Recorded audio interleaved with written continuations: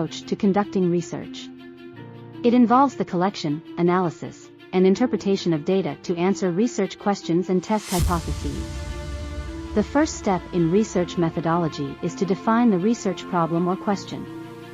This helps to focus the study and guide the research process. Once the research problem is defined, the next step is to review existing literature and research on the topic. This helps to identify gaps in knowledge and build upon existing findings.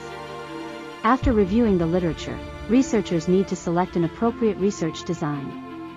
This involves choosing the methods and techniques that will be used to collect and analyze data. Data collection is a crucial step in research methodology. It can involve various methods such as surveys, interviews, observations, or experiments, depending on the nature of the study. Once the data is collected, it needs to be analyzed using statistical or qualitative methods. This helps to draw meaningful conclusions and answer the research questions.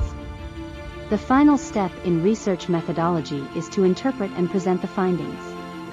This includes summarizing the results, drawing conclusions, and making recommendations based on the research. In conclusion, research methodology is a systematic and structured approach to conducting research.